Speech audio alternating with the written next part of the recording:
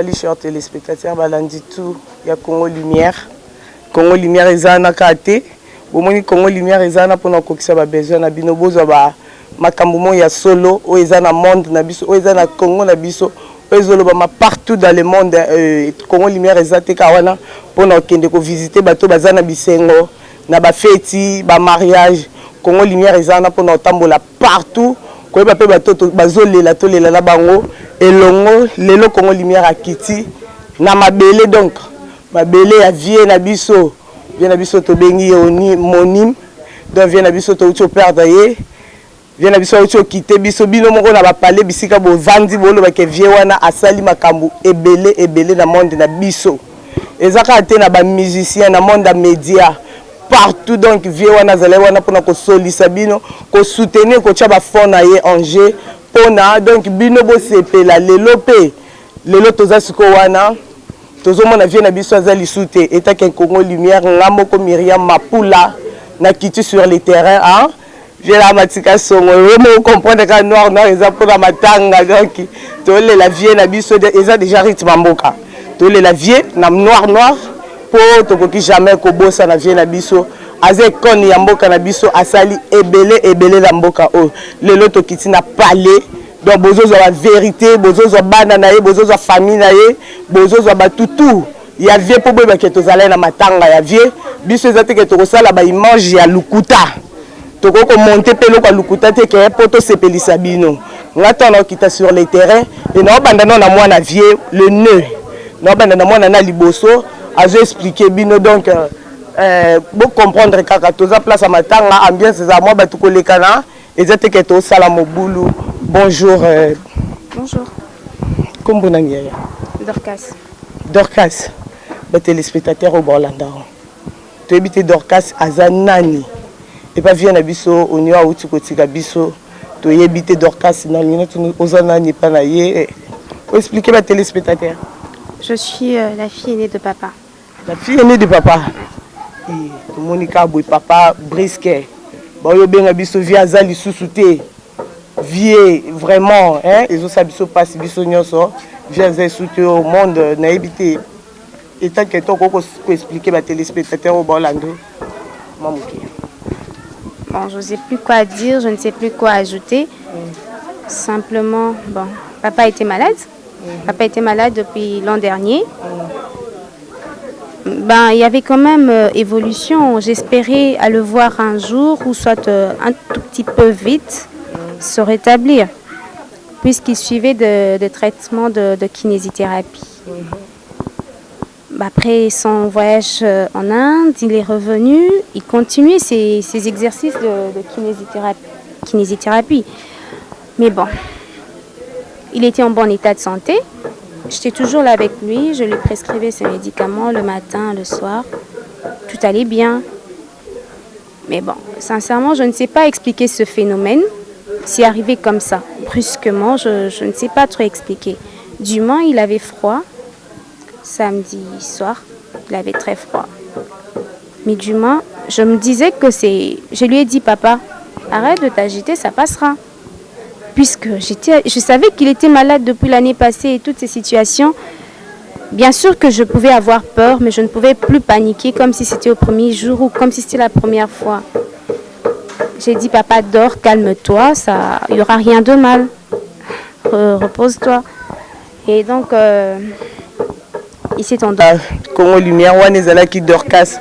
Moi, on est qui Dorcas au Bouti Kolanda. Le nez de la famille, il y avait la biso, qui kota la aouti ko quitter biso donc. Les autres salles n'ont pas si partout. Les autres salles passent vraiment tout ko gérer en côté. À ce que tous les membres et la famille donc. Tu peux expliquer bino mo beaucoup découvrir bango lisusu boye baba tante bazali ba papa leki bazali ba papa kulutu bazali ba te belle famille ça vraiment munene makasi. Bonjour. Bonjour. Mes condoléances. Merci maman. Ah, tantine na biso na bité tantine maman yaya ou comment? Tantine. Tantine na biso neto ya prochaine oza direct TV Congo Lumière. Ba pesi biso sango to kokia ko gérer yango to garder passe wana. Vie azavie na biso sele biso makambu ya ebele ezaka na musique te à côté na ba fille internet soutenir bango moni ko salika mo ba bengi yo mwana yaka salabo compte finance azo bimisa mo mukie na ye lelo siko to moni muto abongo to perdre ye ka subitement boy eta ke yo responsable moni ne ko mama na ko lobaka pote kina lo maloba yo lo senga na place na raisonner to rater mutu munene akata libota na biso ça dit nzete ba munene ko la kata libota na biso moi vraiment ko loba mingi penza pona munene nga yana ye zo nga pasi maka oh tantine tantine sois courage zana courage les émissions tantine ngai ezaka yo moko tende mutu ozana pasi même biso via aider biso trop aider biso vraiment ya mingi tantine bato ba mama veve mombele alesa latisa ba bona ndenyo surtout moni ba koyana ba carte wa soso ba loso kopesa mama veve asunga batebele na tokozwa makambo na mombele ko aza mwana mombele akoyana basukali ba mapa ba masanga moni basalisa mingi peza mama tantine etake vie na biso uti ko kite biso liloba nini oza na ngota même pas ba camarade ya vie monim ou bien ba famille na ba relation oya créer moi liloba nini okoko senga potebike matanga boesenga ka moi finance moi mutu délégation mo bepe uti mikile uti ata quelque part po via zale mutu bato na bakoko soutenir bino ndenge nini ko tia bino maboko oya bande ko sunga biso na ebike azali susute etake famille botikali mama pesa na parler na ko koloba te passe de makasi bo nyoso basepeli o moni basungaka asalisaka baya to sangana to vana ba to kabamawa lokwa ebembe erozala na ekene nino métropole ti moko to kabana ebembe ma vendredi ko ya samedi bakundi o nyoso asepeli ko sangana biso tana poka ba ko vanda biso to kabara mawa moni. Merci beaucoup o eza tantine grande sœur ya vient na biso monim tozo leka susu na famille baza ebele bomona ka bango bozo découvrir bango bebi via zele vie mo social lelo toza na famille na ye o tozo za lisusu membre peka ya famille ndeko ya vie monim bino mo boye baza leki to ya to nani a expliquer biso mo na micro na biso ya Congo Lumière. Bonjour tantine. Bonjour tantine.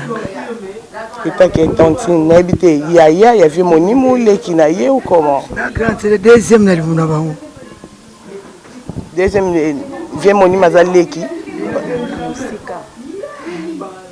lilobani ya suka oyo zana ngoya ya nanga pona komona ka baoba na biso ya mboka auti ko kite biso ya pas même ata 3 jours lilobani ya suka oyo okangi oyebisa ba téléspectateurs ba oba olanda yo pona ko soutenir bino ko tia bino maboko pona bakaya bovi azalene mutu abato akoka mutu na matanga akoka mutu na problème ndeka ya uti ko loba aider ba femme veuve.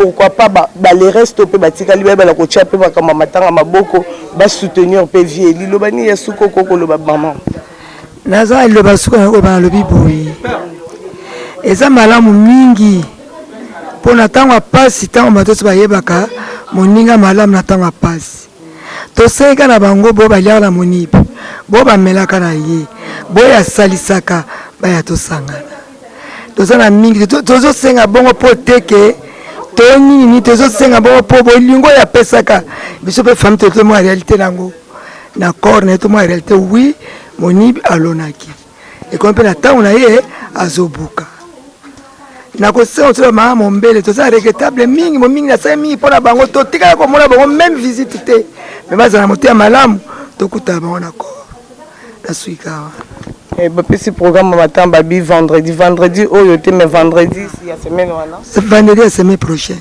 donc ce bimi vendredi samedi ba conduire na métropole bakuna métropole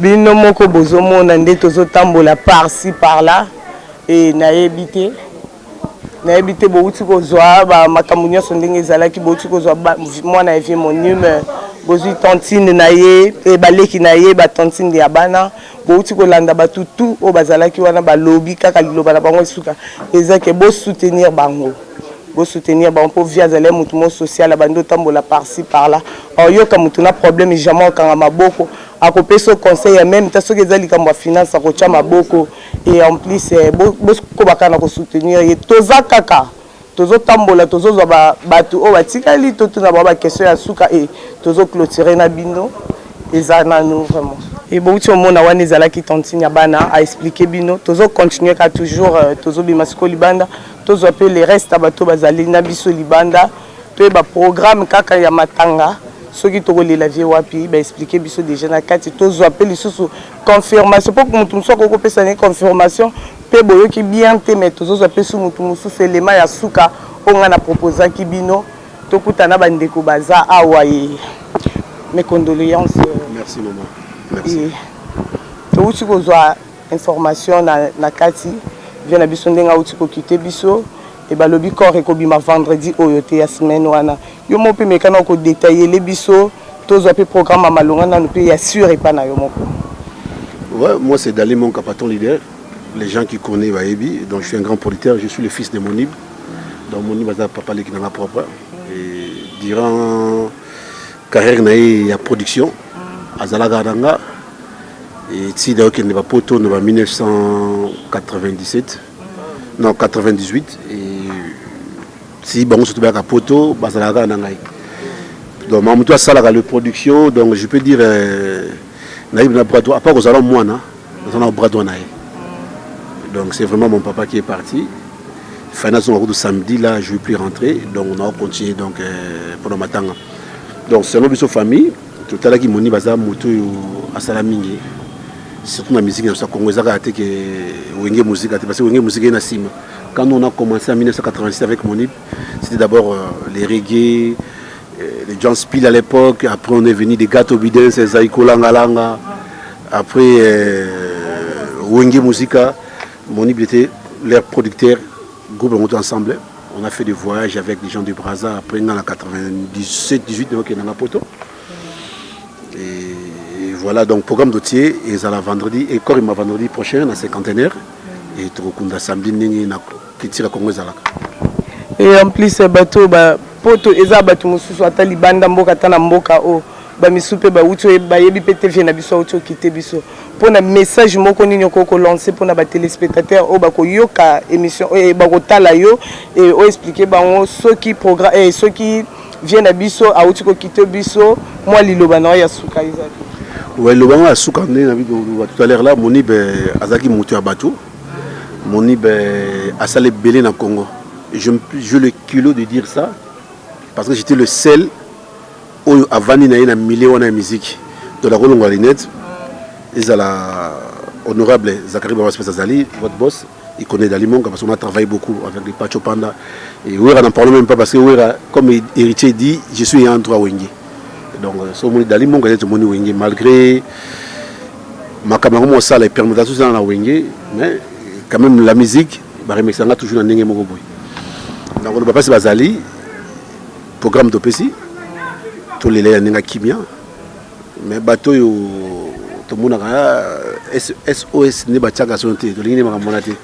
C'est ce que nous avons monté et en plus corps au bien que bimana morgue à 50 conteneurs corps beaucoup tient en wapi pour te babatou sunde bolanda ba ba ke corps na biso à la place telle expliquer ba pour le moment nous avons embarras de choix et parce que hier on était avec le ministre des Cultures je salue à penser à M. Lita. Et tous là nous tous à place au babon c'est les biso donc on proposer peut-être ils en a 109 avec 109 muki ils en a zozo ils en muki ils en a là peut-être on sait pas place ils en la mettre rose réponse le on pourquoi pour te banaler ma préparation c'est bon so besoin réponse le on pourquoi bobo ça ça biso pesini pour te l'exemple peut ka liso na TV internet et mon na ba place to ko exposer vient na biso et ça la surtout bino boza on parce que honorable azaki bina l'un depuis à Barza, depuis la première mission à Salah à fait vert et producteur de Imoni Production. Donc vraiment la famille. Merci beaucoup Nandemo Yambi Biso accueil moi madame. On appelle CPLI pour Bolandi Biso ti d'attendre à passer. Et merci chers téléspectateurs Baignon so Balandi Biso abomoni toze pa vie na biso monim na musala malamu bande ko sala lelo azobuka ba fruit ya ba l'œuvre na ye.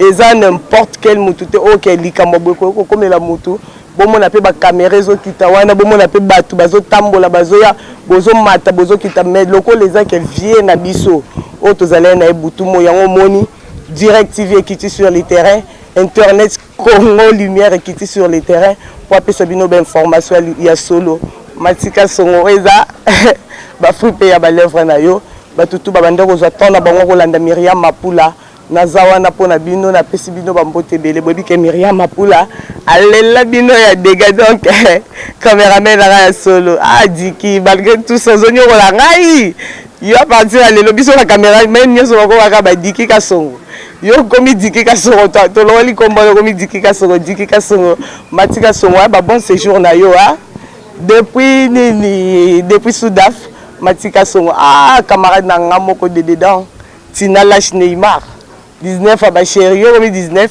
na pesi ba tout mbote ba nyoso bazo être kolandanga bolanda émission po boye ba programme ya vient na biso boye ba journée ko bimela boye ba makambu nyonso eza wana pona bino wana ngala bino to kutani na mbala sima et à vous ciao ciao